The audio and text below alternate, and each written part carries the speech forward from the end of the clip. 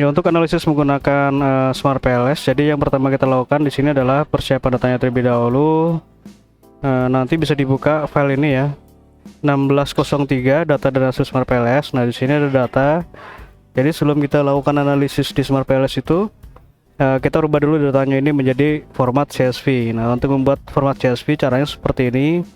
Ini kita copy ya. Jadi kita copy itu adalah kode dari kuesionernya seperti ini dan data penelitiannya. Nah, seperti ini. Copy, lalu kita buat file baru. File new. Klik kanan, paste spesial, kita paste value ya. Nah, ini. Kemudian kita save. File, save as. Nah, ini kita save di sini. Untuk nama bebas ya, kita tulis saja contoh.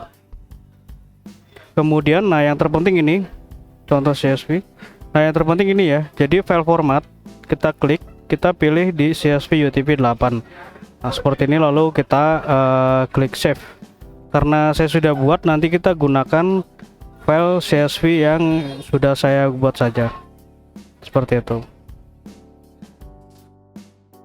Jadi seperti itu untuk membuat file CSV-nya.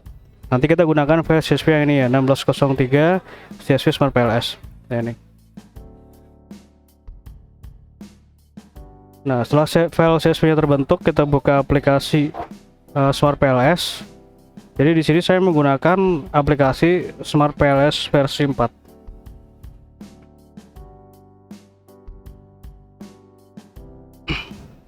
Akan muncul tampilan seperti ini. Kita klik new project. Nah, ini nama kita tulis saja contoh seperti ini. Kemudian create. Lalu ini ya, import data file. Kita klik. Nah, kita masukkan data CSV yang sudah kita buat tadi.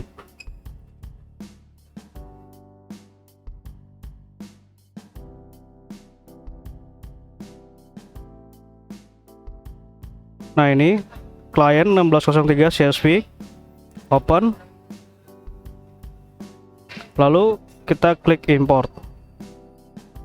Nah, ini adalah tanda kalau datanya sudah masuk ke dalam aplikasi Smart PLS, dan ini juga merupakan hasil analisis untuk deskriptifnya. Deskriptif itu yang ini ya. Nah, yang ini, Nah, jadi nanti ini tinggal di copy saja seperti ini, copy to Word atau ke Excel. Nah, itu di copy, kemudian kita bisa paste seperti ini. Nah, lalu tinggal dirapikan saja. Oke, seperti itu ya caranya. Nah, kemudian kita buat model penelitiannya sesuai dengan hipotesis. Caranya ini kita back dulu, lalu kita klik create model. Model type kita pilih PLSM, kemudian model name kita tulis saja contoh seperti ini, kemudian klik save. Nah, kita masukkan indikator ini ke dalam lembar kerja Smart PLS sesuai dengan variabelnya. Caranya seperti ini. PP1 kita klik dulu ya, kemudian tekan shift, lalu kita klik PP3. Nah, di blok seperti ini lalu kita tarik enter.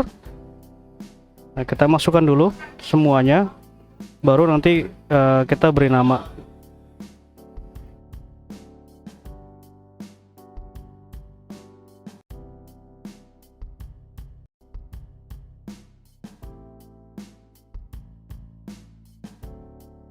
Ya, seperti ini ya, sudah masuk semua. Lalu kita beri nama.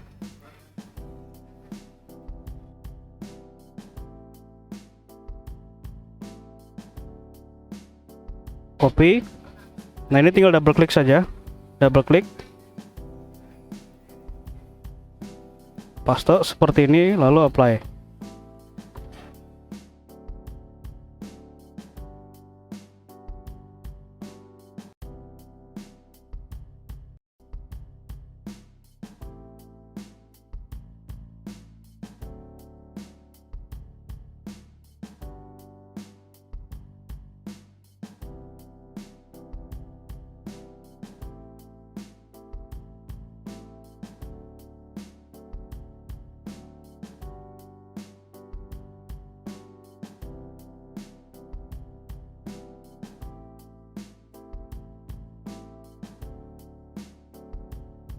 Nah, seperti ini.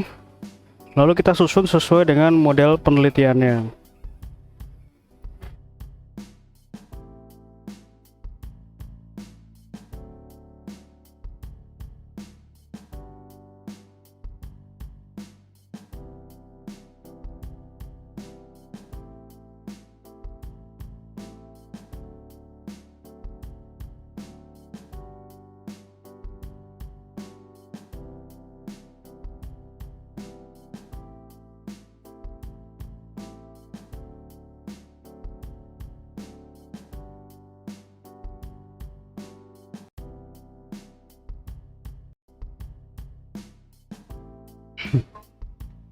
Nah, seperti ini, lalu kita klik connect, kita hubungkan.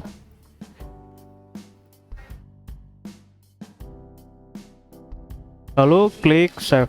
Nah, seperti itu ya caranya.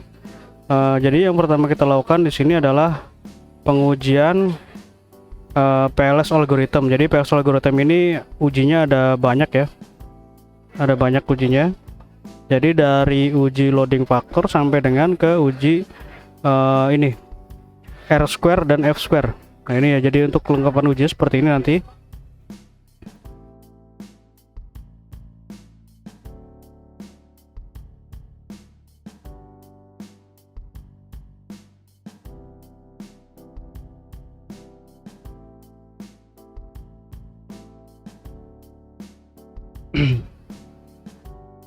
Nah, cara untuk melakukan pengujian outer dan inner itu seperti ini. Klik calculate, kemudian PLS algorithm, lalu start calculation. Nah, seperti ini ya hasilnya. Nah, jadi sebelum dilakukan interpretasi kita save dulu.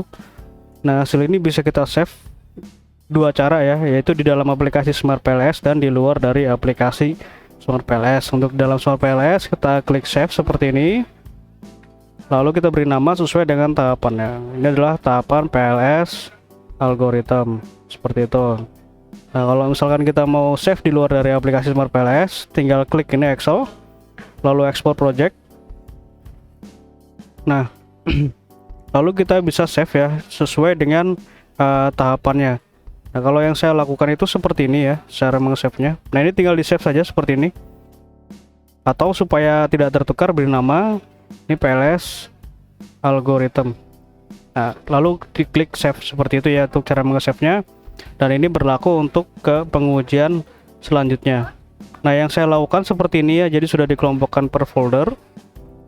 Nah, ini jadi untuk output dari software Smart PLS adalah formatnya Excel. Nah, seperti ini.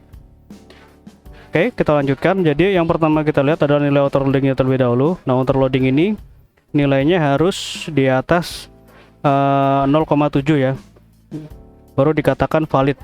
Nah, ini seluruhnya sudah di atas 0,7 maka dikatakan valid. Kemudian kita lihat juga nilai dari AVE. Nah, ini jadi AVE ini harus di atas 0,5. Jadi AVE ini menjelaskan nilai validitas dari variabel laten. Nah, kita lihatnya di sini, construct reliability and validity. Ini ya AVE. Nah, ini seluruhnya sudah di atas 0,5 dikatakan valid. Kemudian untuk uji reliabilitas itu yang ini ya. Nah, ini construct reliability. Nah, kita lihat nilai dari kelompok alpha. Nah, ini nilainya harus di atas 0,7. Nah, ini sudah di atas 0,7 seluruhnya, maka ini dikatakan reliable ya. Jadi sampai tahapan ini seluruh data penelitian itu valid dan reliable sehingga dapat digunakan untuk pengujian selanjutnya. Nah, lalu selanjutnya adalah pengujian uji diskriminan ya, diskriminan validity. Di sini ada 3 metode yang kita gunakan, yaitu ada TMT, kemudian cross loading, dan Warner Lekel.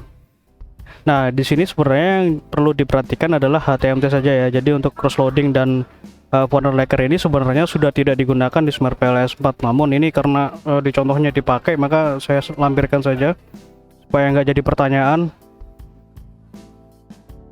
Nah, seperti ini. Nah, kita lihat di sini diskriminan validity. Nah, nanti ini yang pertama kita lihat adalah ATMT-nya terlebih dahulu. Kita lihat di list ya, kayak ini. Jadi ATMT ini harus di atas 0,9, di bawah 0,9. Nah, ini seluruhnya sudah di bawah 0,9 ya, maka tidak terjadi masalah untuk diskriminannya. Nah, kemudian kita lihat nilai dari cross loading. Nah, cross loading itu kita lihat di sini cross loading. Nah, ini ya. Nah, kita lihat yang sudah diinterpretasikan saja supaya tidak bingung. Nah, ini ada yang di blok. Jadi nilai cross loading ini harus lebih besar ke variabelnya dia sendiri. Jadi tidak boleh lebih besar ke variabel lainnya. Nah, kita lihat ya untuk ini contoh untuk yang OC1 ke ini ya, operational culture. Ini kan variabelnya dia sendiri, nilainya 0,880. Nah, dibandingkan dengan yang lainnya, ini ya, itu masih lebih besar ke variabelnya dia sendiri. Nah, seperti ini ya. Ini baru dikatakan tidak terjadi masalah diskriminan seperti itu dan seterusnya. Kemudian untuk Warner Laker juga sama cara membacanya. Jadi dibandingkan ke variabelnya dia sendiri itu harus lebih besar. Kita lihat di sini. Nah, ini ya, ini Warner Laker-nya. Nah, kita lihat untuk sumber daya manusia nilainya 0,848. Ke bawahnya ini. Nah, ini masih lebih kecil ya dari 0,848, maka ini tidak terjadi masalah diskriminan, dan begitu pun seterusnya. Kemudian intermodel. Nah, intermodel ini kita lihat di sini di model fit. Nah, ini ya model fit. Nah, di sini sudah saya lengkapi juga untuk cut off-nya. Jadi dikatakan fit jika melebihi atau sesuai dengan kriteria ini ya. Nah, ini sebenarnya tidak begitu penting, cuma saya lampirkan saja daripada jadi pertanyaan kan gitu. Nah, seperti ini nanti tinggal dilihat untuk kriterianya, jadi fit atau tidak fit ya, seperti ini. Kemudian untuk Goddess fit of index, nah ini dihitung secara manual.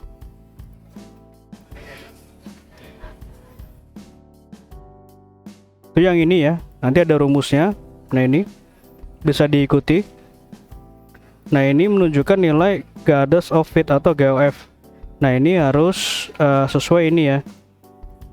Nah, ini nilainya masuk ke dalam kategori tinggi. Nah, di sini tinggi ini berarti model penelitian ini dapat digunakan untuk pengujian selanjutnya. Kemudian untuk VIP,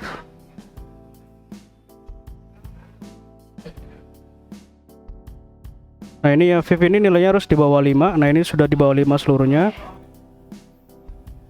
Jadi keterangannya nanti bisa dilihat di sini aja ya. Sebenarnya ini hanya menjelaskan dari mana nilai ini diperoleh. Kalau untuk keterangannya sudah semuanya sudah saya jelaskan di interpretasi. Nah, untuk R square kita peroleh nilainya dari sini. Nah, ini ya R square. Jadi R square ini menunjukkan besaran pengaruh variabel independen terhadap dependen secara bersama-sama. Seperti ini ya, untuk interpretasinya nanti bisa dilihat. Predicted solve nanti kita lakukan. Kita ke sini dulu. Fx size F square. Nah, ini F square.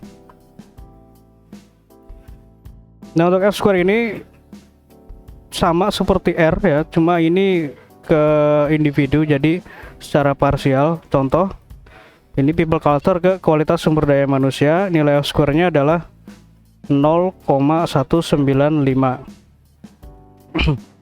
Nah, ini 0,195 ini masuk ke dalam kategori sedang. Lihat dari sini ya. Nah, ini ada kriterianya, nanti dipelajari saja. Oke, untuk Q kuadrat cara pengujiannya ini ya, predicted solve, cara pengujiannya seperti ini. Calculate, kemudian pilih menu blindfolding, lalu start calculation. Nah, ini nilainya ini ya 0,225. Nah, 0,225 ini menunjukkan kategori yang sedang, artinya ketika penelitian ini dilakukan ulang, maka hasilnya akan sedikit berbeda dari apa yang sudah diperoleh. Seperti itu. Jadi untuk memprediksi ketepatannya. Nah, yang terakhir di sini adalah uji hipotesis penelitian. Untuk hipotesis caranya seperti ini. Kita back dulu, calculate, kemudian pilih menu bootstrapping, lalu start calculation. Nah, seperti ini ya. Kita lihat di path coefficient. Nah, di sini ada dua nilai yang kita perhatikan, yaitu nilai original sample dan nilai dari p-value. Untuk original sample ini menunjukkan apakah pengaruhnya itu positif atau negatif, kemudian p-value apakah pengaruhnya itu signifikan atau tidak. Contoh untuk people culture terhadap kualitas sumber daya manusia. Nah, original sampelnya 0,337, ini positif ya. Kemudian p-value nya 0,041, itu lebih kecil dari 0,05, maka people culture memiliki pengaruh positif signifikan terhadap kualitas sumber daya manusia. Dan sebab itu hipotesisnya diterima. Nah, seperti ini. Oke, sekian untuk pengujiannya. Terima kasih.